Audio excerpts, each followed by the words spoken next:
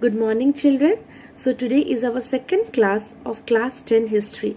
In the last class, we had already discussed about who was Frederick Sorio, the concept of nation state, what do you mean by liberalism, the Civil Code of 1804, which is also known as the Napoleonic Code, and about Mazzini. But in this class, we will be proceeding with the rest portion of the chapter. The age of revolutions in between the period 1830 to 1848. The first upheaval took place in France in July 1830. Metternich once remarked, "When France sneezes, the rest of Europe catches cold."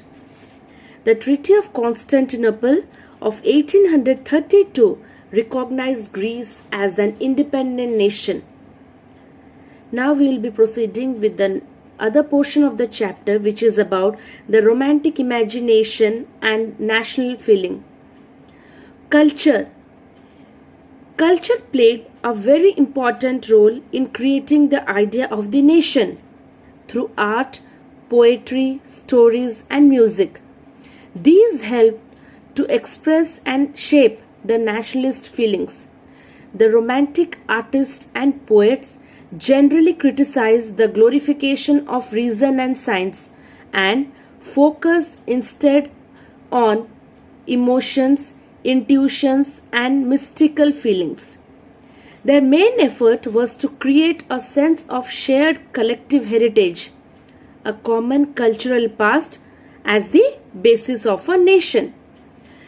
The other romantics, such as the German philosopher named Johann Gottfried Herder, claimed that true German culture was to be discovered among the common people, which was known as Das Volk. It was through folk songs, folk poetry, and folk dances that the true spirit of the nation was popularized. Karol Kunspinski, he celebrated the national struggle through his operas and music. Language too played an important role in developing national sentiments. After the Russian occupation, the Polish language was forced out of the schools and Russian language was imposed everywhere. So we find that through culture, language, art, poetry, and music, national feelings can be developed among the people. Our next portion of discussion is hunger, hardship, and popular revolt. The year 1830s were years of great economic hardships in Europe. There were an enormous increase in population all over Europe. In most of the countries, there were more job seekers than employment. The population from the rural areas migrated to the cities to live in overcrowded slums. Small producers in towns were often faced with stiff competition from imports of cheap machine-made goods from England. In those regions of Europe where the aristocracy still enjoyed power, the peasants struggled under the burden of dues and obligations. The rise of food prices or a year of bad harvest led to widespread poverty in the towns. So from the above discussion, we come to know that the year 1830s was a period of great hardship because at that time the population grew tremendously and there were more job seekers than employment, and people from the rural areas, they migrate to the cities on a large scale to stay in the overcrowded slums. Now moving on to the year 1848. The food shortages and widespread unemployment brought the population of Paris out on the roads. Barricades were erected.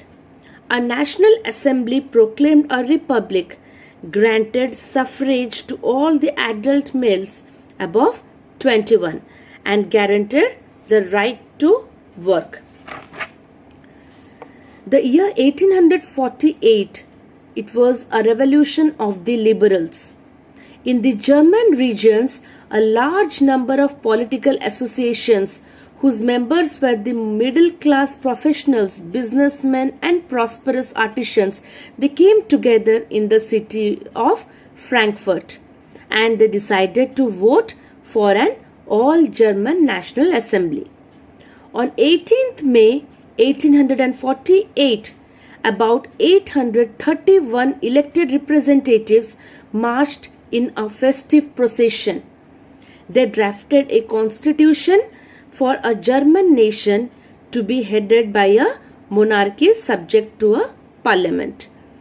When the deputies offered the crown to Frederick William IV, the King of Prussia, he rejected it and he joined other monarchs to oppose the elected assembly.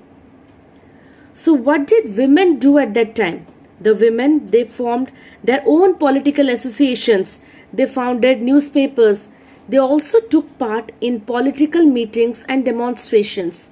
But despite all these, they were denied the suffrage rights, the voting rights, they were denied during the elections of the assembly. Now moving on to unification of Germany. How was Germany unified? So Germany was divided into many states. In the year 1848, the German Confederation and Prussia tried to organize themselves into a German state, and the leadership was taken by Prussia. Its chief minister was Otto von Bismarck. At that time, 3 wars were fought. First, Danish War in the year 1864. Second, Austro-Prussian War in the year 1866. Franco-Prussian War in the year 1870-71, which ended in Prussian victory. Bismarck at that time, he adopted blood and iron policy, which finally took place in the year 1871. The Prussian king, William I, he became the German emperor at that time. So this is all about unification of Germany. At that time, Prussia took the leadership. Its chief minister was Otto von Bismarck and William I became the German emperor. Now moving on to unification of Italy. During the middle of 19th century, Italy was divided into 7 states, out of which only one, that is Sardinia-Piedmont, was ruled by an Italian princely house. It was led by 3 revolutionaries. First, Mazzini. Second, Cavour. Third, Garibaldi. So Mazzini organized a new political society called Young Italy. The failure of revolutionary uprisings in the year 1831 and in the year 1848 meant that the responsibility now fell on Sardinia-Piedmont under its ruler King Victor Emmanuel II to unify the Italian states through war. In the year 1859, Sardinia-Piedmont became successful in defeating the Austrian forces. In the year 1860, they marched into South Italy and the Kingdom of Two Sicilies.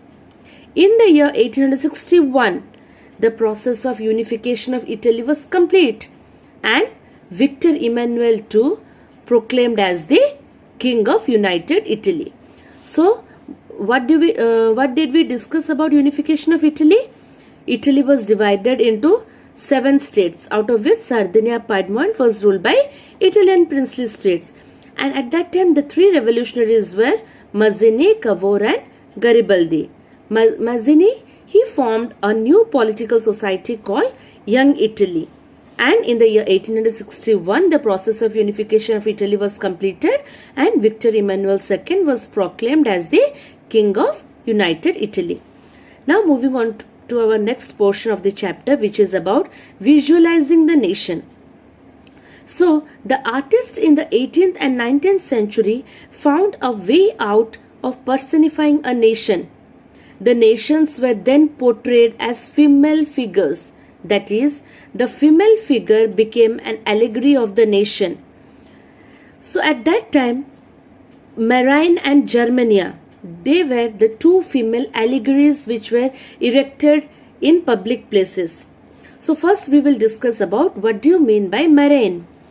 Marine was the female figure invented by the artist in the 19th century to represent the French nation. Her characteristics were drawn from those of liberty and the republic, the red cap, the tricolour and the cockade. The statues of Marine were erected in the public places to remind the public of the national symbol of unity. These images, means the Marine images, were also marked on the coins and stamps. So what do we know about Marine? It was a female allegory which was erected in France, and the characteristics were drawn from those of liberty and the republic. And these images were also marked on the coins and stamps. Now moving on to what do you mean by Germania? So Germania became the symbol of German nation. Like Marine became the symbol of French nation, Germania became the symbol of German nation. This work was done by an artist named Philipp Weid. He depicted Germania as a female figure standing against a background where beams of sunlight shone through the tricolour fabric of the national flag. And Germania was wearing a crown of oak leaves because in German, oak stands for heroism. So what is Germania? It represented the symbol of German nation, and it was done by the artist Philipp Weid. And in Germania, we find a wearing a crown of oak leaves because in Germany, oak stands for heroism. Now we will learn about the meanings of some of the national symbols. Broken chains, it means being freed. Breastplate with eagle, it means symbol of the German Empire, strength. Crown of oak leaves signifies heroism. Sword, it means readiness to fight. Olive branch around the sword, it means willingness to make peace. Black, red and gold tricolour, it is the flag of the liberal nationalist in 1848 and it banned by the dukes of the German states. Rays of the rising sun means the beginning of a new era. So these are the meanings of the political symbols. Now moving on to the last portion of the chapter, nationalism and imperialism. The most serious source of nationalist tension in Europe after 1871 was the area called the Balkans. The Balkans was a region of geographical and ethnic variations comprising modern-day Romania, Bulgaria, Albania, Greece, Macedonia, Croatia, Bosnia, Herzegovina, Slovenia, Serbia and Montenegro, whose inhabitants were broadly known as the Slavs. A large part of the Balkans was under the control of the Ottoman Empire. The Balkan people based their claims for independence or political rights on nationality and used history to prove that they had once been independent but had been subjugated by foreign powers.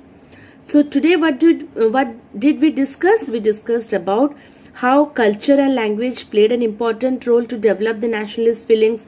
We discussed about the unification of Italy, unification of Germany, the female allegories like Germania and Marine, some nationalist symbols, and about the Balkan region, the nationalism and imperialism.